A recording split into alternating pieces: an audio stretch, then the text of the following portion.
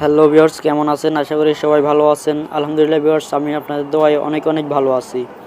So viewers, আমাদের মাঝে মাঝে দেখা যায় যে আমাদের ফেসবুকে একটা প্রবলেম দেখা দেয়। দেন সেই প্রবলেমটা দেখা দিলে আমরা ফেসবুকে কোনো ধরনের লাইক কমেন্ট করতে পারি না। দেন আমরা যখন কোনো লাইক করি বা কোনো রিয়েক্ট দিই, তখন সেই রিয়েক্টটা পড়ে না। দেন এরকম একটা ইন্টারফেস শো করে। সো এখানে দেখতে পাচ্ছেন এরকম একটা ইন্টারফেস শো করে। সো আমাদের লাইক কমেন্ট কোনোটাই করতে পারি না। দেন গাইজ, তার জন্য আমরা সর্বপ্রথম চলে যাব আমাদের ফেসবুক যে অফিসিয়াল অ্যাপসটা আছে সেটি ওপেন করে দিবেন। লাইট হলেও সমস্যা নেই।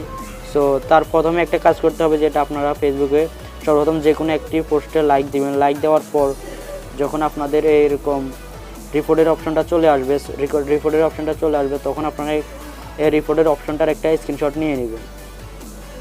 সো আমি এখান থেকে আমার একটি স্ক্রিনশট নিয়ে নিলাম।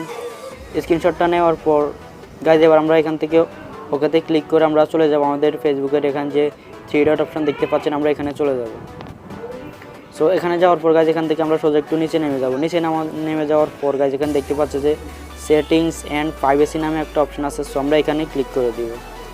এখানে ক্লিক করার পর গাইজ, উপরে দেখতে পাচ্ছেন যে হেল্প অ্যান্ড সাপোর্ট নামে একটা অপশন আছে। সো আমরা এখানে ক্লিক করে দেব। এখানে ক্লিক করার পর গাইজ, এখানে আপনারা দেখতে পাচ্ছেন যে রিপোর্ট এ প্রবলেম নামে একটা অপশন আছে। সো আমরা এখানে ক্লিক করব। এখানে ক্লিক করার পর গাইজ, এখান থেকে একটু নিচে নামলে আমরা দেখতে পাচ্ছি যে এখানে continue to report A problem নামে একটা অপশন আছে। সো নিচে যে অপশনটা, আমরা এটির উপর ক্লিক করে দেব। সো আমরা নিচের অপশনটাতে ক্লিক করে দেব। দেওয়ার পর গাইজ, এখানে একটু লোডিং নেবে। দেন কিছুক্ষণ ওয়েট করবেন। ওয়েট করার পর গাইজ, এখানে এরকম একটা ইন্টারফেস শো করবে। সো আমরা এখান থেকে প্রথম যে অপশনটা আছে আমরা এখানে ক্লিক করে দিব। ক্লিক করার পর গাইজ, এখানে অনেকগুলো অপশন শো করবে। সো আমরা এখান থেকে আমাদের প্রোফাইল নামে যে অপশনটা আছে আপনারা সেটি খুঁজে নেবেন। সো এটি উপর নিচে থাকতে পারে, আপনারা সেখান থেকে দেখে খুঁজে নেবেন। নেওয়ার পর গাইজ, আমরা এখান থেকে প্রোফাইল অপশনটাতে ক্লিক করে দেব। ক্লিক করার পর গাইজ, এখানে এরকম স্ক্রিনশট শো করবে। সো আমরা এখান থেকে এটিকে ক্রক্সে ক্লিক করে কেটে দেব। দেওয়ার পর গাইজ, এখানে দেখতে পাচ্ছেন যে অ্যাড ইমেজ নামে একটা অপশন আছে। সো আমরা এটিতে ক্লিক করে আমরা সর্বপ্রথম যে স্ক্রিনশটটা নিয়েছিলাম, সো সেই স্ক্রিনশটটা আমরা এখানে পেস্ট করে দিব। সেই স্ক্রিনশটটা সিলেক্ট করে দিব।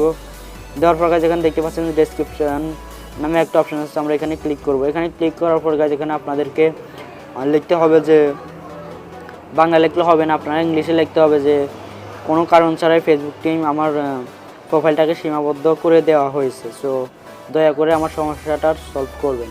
আপনাদের যদি লিখতে সমস্যা হয় তাহলে টাইটেলটা আমি আমার ভিডিওর ডেসক্রিপশন বক্সে দিয়ে দিব, আপনারা সেখান থেকে কপি করে নিয়ে পেস্ট করতে পারেন।